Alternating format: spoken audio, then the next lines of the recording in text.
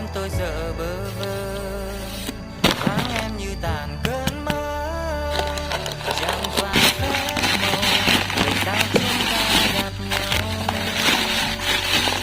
Một người khẽ cười, người kia cũng dịu nỗi đau,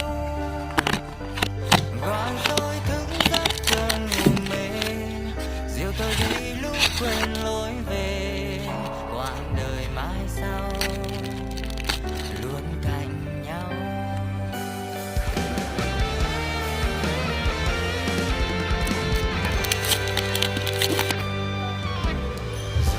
Nhân vật chính đời.